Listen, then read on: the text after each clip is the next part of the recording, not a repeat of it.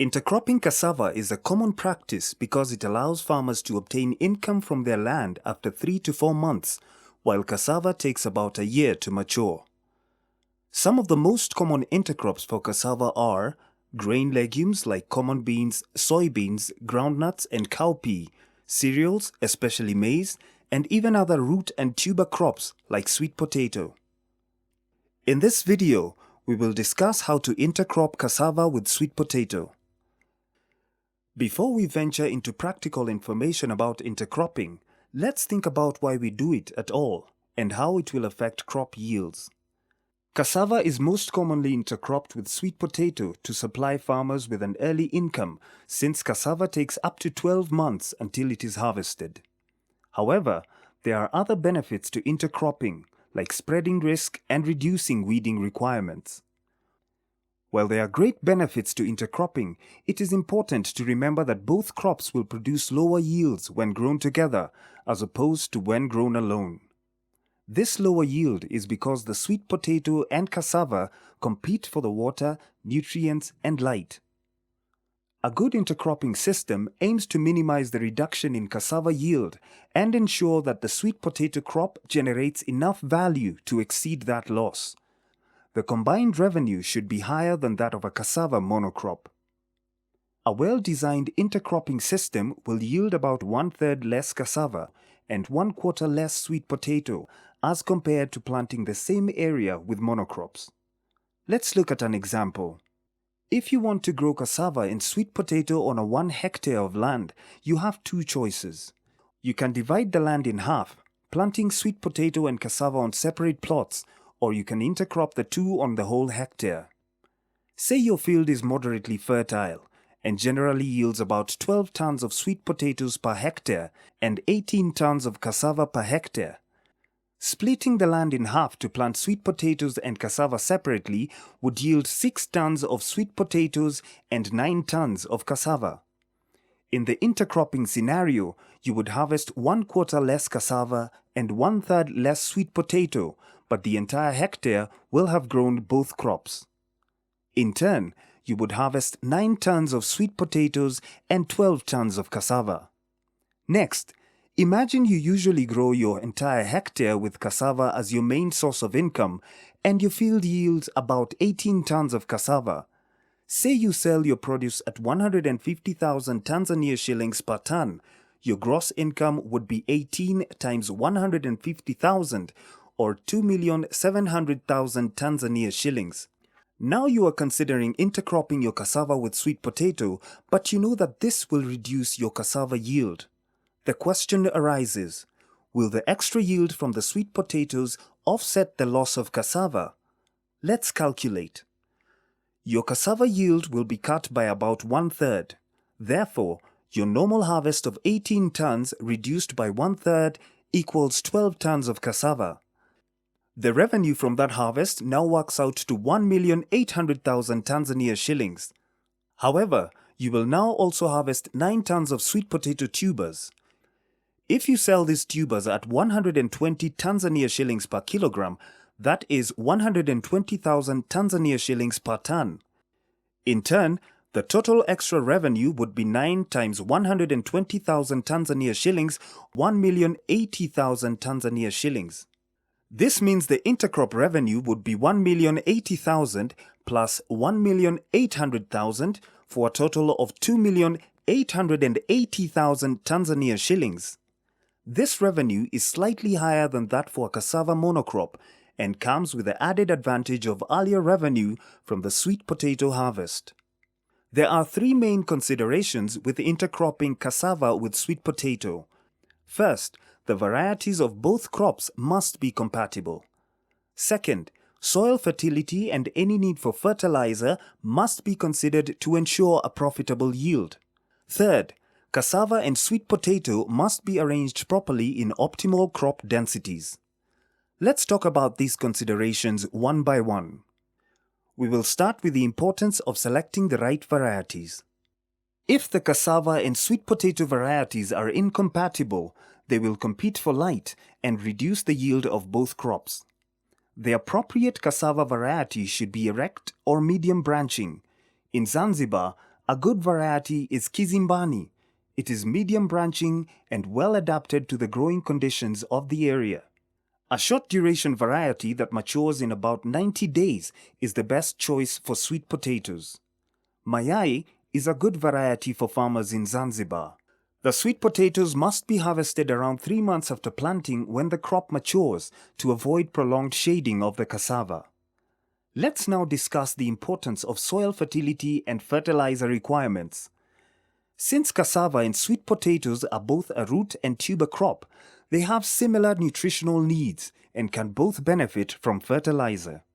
This means that the two crops compete for the same nutrients in the soil. Each requires nitrogen to grow canopies, potassium to bulk storage roots or tubers, and phosphorus to encourage growth. Cassava takes longer to mature, so it collects nutrients more slowly than sweet potatoes. Farmers should get to know their soil in order to decide whether there is a need for fertilizer. In very poor soils, compost or manure must be applied before fertilizer can increase crop yields. In moderately fertile soils, the use of fertilizer can be beneficial. The fertility of a field can be determined by how crops have previously performed there. If crops are generally low with yellowish leaves and canopies that do not fully cover the soil, the fertility is likely very poor. This means manure or compost should be spread before investing in fertilizer. On the other hand, if crops have generally been tall, lush and green with high yields, the soil is very fertile and fertilizer application may be unnecessary. For moderately fertile fields, we recommend applying 850 kg bags of NPK 17 to 17 to 17 per hectare in a cassava sweet potato intercropping system. Apply 4 bags per hectare at planting and another 4 bags around 3 weeks later before the sweet potato canopy closes. This application regime ensures both crops receive balanced amounts of nitrogen, phosphorus and potassium. By splitting the application, you ensure that the fertilizer is well utilized by the crop and not washed away by the rains. Farmers should only invest in fertilizer if the additional yields will outweigh the cost of the fertilizer. In order to make this decision, 2 things must be calculated: the cost of fertilizer and the additional profit due to the fertilizer. Let's first discuss the cost.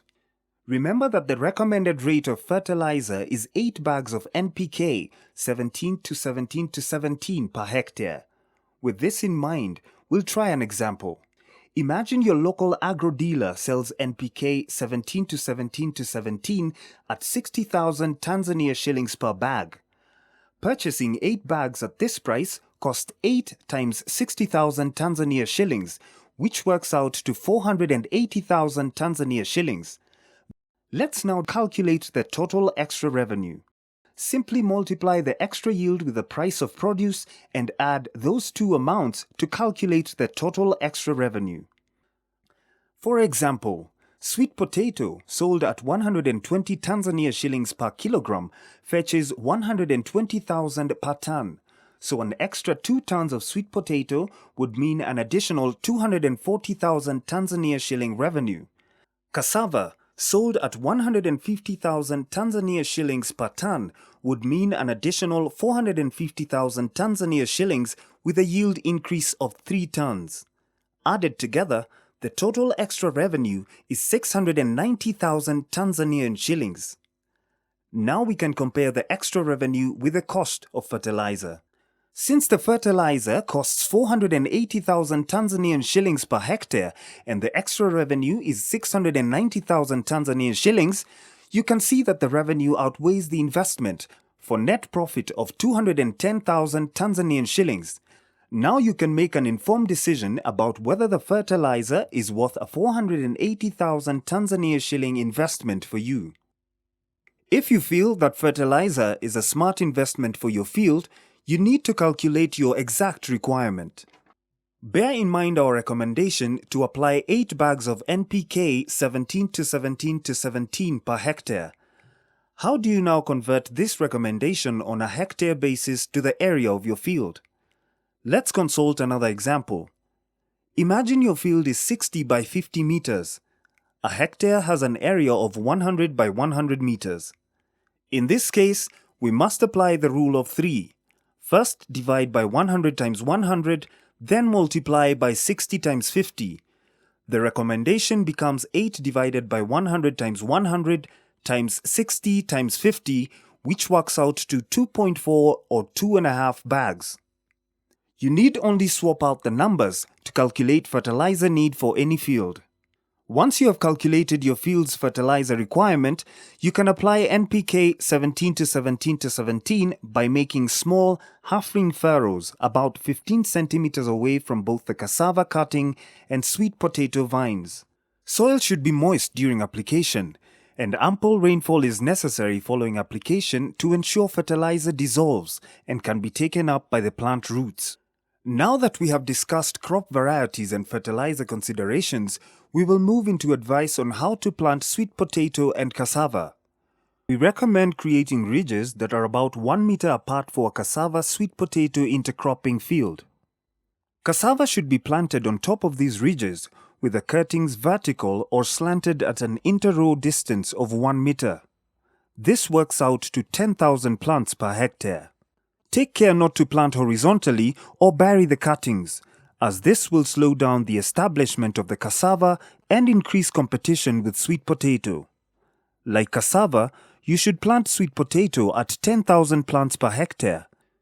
Though this is a much lower density than the recommendation for a sweet potato monocrop, it is necessary to minimize competition.